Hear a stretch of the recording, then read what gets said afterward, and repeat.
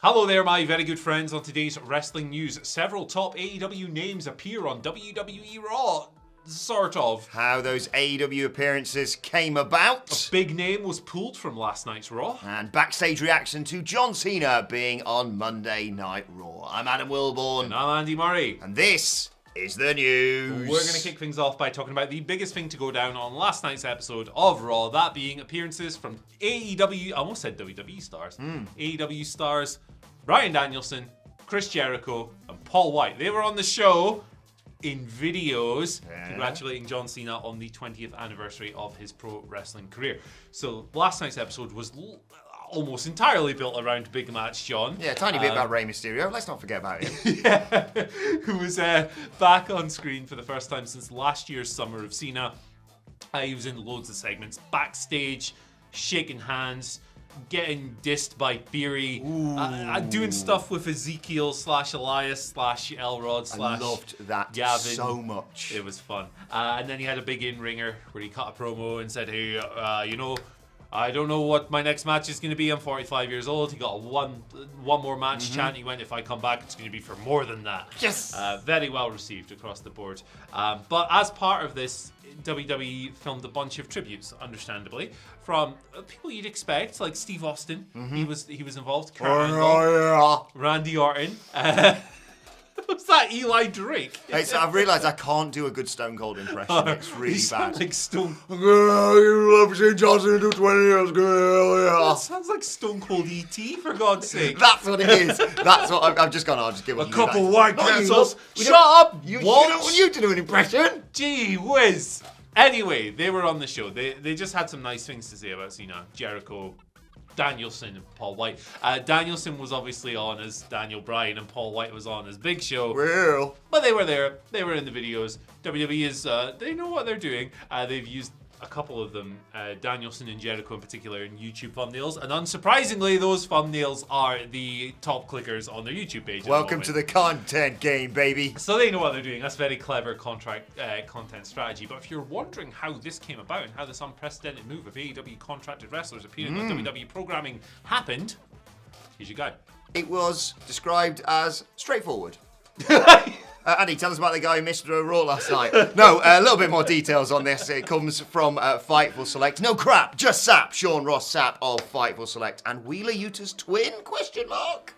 I don't know. I was really tired, so I'm not sure if that actually works in the cold light of day. But anyway, it was a really easy, straightforward thing by all reports. Apparently, Tony Khan was asked about it, asked for his consent regarding his superstars appearance, whatever you want to call them. Superstars. Wrestlers. I'm in raw verbiage here. His wrestlers appearing on Monday Night Raw, and he went, yeah, it's fine. Yeah, no worries. No worries, lads. There's a bit there as well. They were able to secure virtually everybody they reached out to, basically. Yeah. I like that, virtually everybody. It makes you kind of wonder, who said no to this, or who weren't they able, and this is me theorizing, who weren't they able to get hold of? So it's quite interesting to think about that. But yeah, like... Rock? Not an updated version of The Rock, maybe? Because they used an old one, didn't they? It was like one of those that they always shoot all the time. But then there was old stuff of Batista and Trips as well, so... Yeah, who knows? It's tough to know. Like, obviously... B squared. That's going to be. I mean, his son's in NXT these days. Shout outs to Benson and Hedges, of course. The three people that they used from AEW have history with John Cena, so that's understandable. And it was just nice to see them on TV doing a nice thing for a nice man.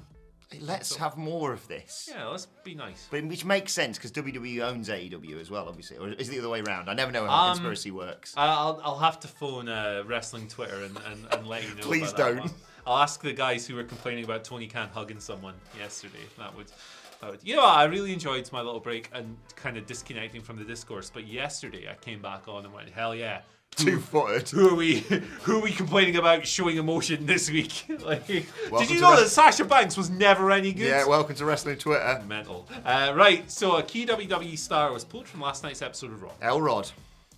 Advertised appearance from Kevin Owens did not happen. And it's strange this. He was supposed to face Elias / Ezekiel / Elrod / Elon / L. Ron Hubbard. Whatever version of the Samson family was going to be facing him. It was going to be a Money in the Bank qualifier as well. So this was an interesting move. We got to the announcers and Jimmy Smith said that match isn't happening tonight. It has had to been rescheduled, but he did not provide a reason and he did not give a rescheduled date for it. Kevin Owens was not on the show.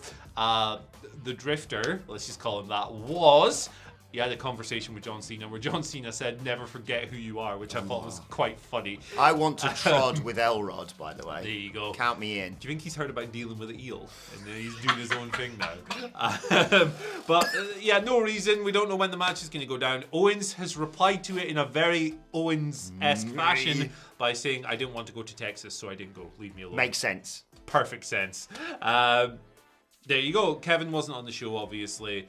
But regardless of when this thing finally takes place, they've probably just missed their Money in the Bank opportunity. I was going to say, they better hurry up. It's Saturday. Yeah, Money in the Bank. It's on Saturday, and I've lost my train of thought. Maybe they'll do it on Smackers, but I don't know if there's a qualifier. Smacky D. Yeah. There's only one spot left in the match. It doesn't really matter. It doesn't matter who's qualifying because we all know who's winning. So anyway, I'll get to that in a bit. No, definitely not.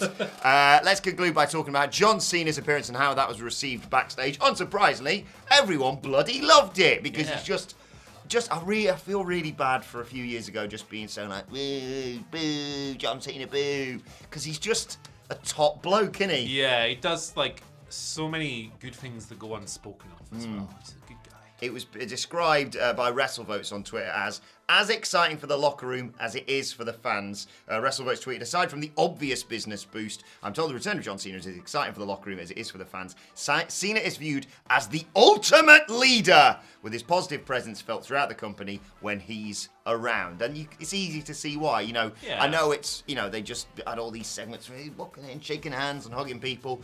It seemed a bit corny, but I did kind of like seeing him like legit hug like Dolph Ziggler and share a little moment with him, or have a bit of fun with the Street Profits backstage or whatever it may be. He's genuine, isn't it? Yeah, that's what I feel. For sure, like a lot of it's easy to be cynical about like backslappy congratulatory stuff, but also I think it's nice. I like it. So much of what happens in wrestling can be viewed in a negative light, or there's lots of cynicism whenever you go online for takes and stuff. So for me, I like a break from that, and I like some cheesy, you've done this for 20 years, that's pretty cool. I like that. Think he's going to work SummerSlam? Yeah, I think he's going to wrestle Theory in his eyebrows, and I don't think that's going to go the way they think it is.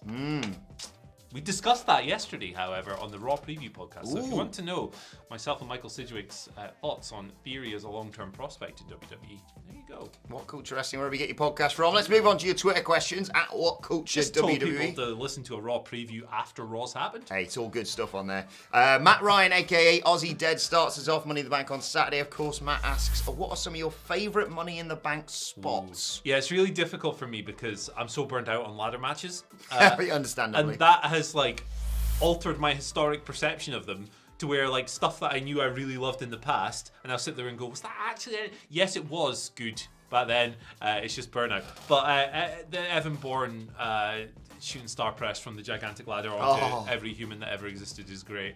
I'm going to give you a troll option as well, Brock. I was going to say anything involving Shelton Benjamin. Yes. And as a troll option, the amount of time if you watch it on the proper feed, not the WWE edit, the proper feed, the amount of time it takes Jack Swagger to take that briefcase off. Oh, boy. Oh, he was there for a while. And a pitched future spot, that moment when Sami Zayn takes the briefcase off on Saturday. And you... Please, it's more than a pasty bet. It is a pasty bet in the WhatCulture office for me and Phil Chambers, right? But it's more than that, because it's genuinely the right thing to do.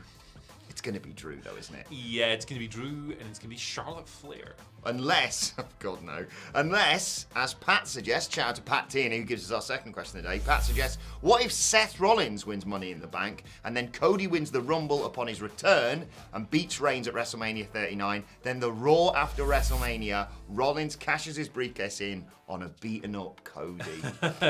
He looked like a Solero last night. He did, didn't he, sitting in the gym? Yeah, I have a slightly different bit of I want Rollins to win Money in the Bank because of the things you can do with him and Cody. I have a slightly different path. I think Cody, if possible, is that the shoulder he injured? Is it that one? I don't know. He's hurt. Return for the Royal Rumble, win it, By that point, Seth Rollins has already cashed in and won the match, won the belt. And then you have that match at WrestleMania instead for one of the titles. I imagine Roman will have split them off at that point. Yeah. Because I think Cody should beat him for a 4th time in a row. I'm not too keen on the whole one-night title reign thing with these guys. Also, Pat, it's a great suggestion, but that requires WWE to actually care about the Raw after WrestleMania, and that's not happened for a long time now. Like, even I've come to accept it now.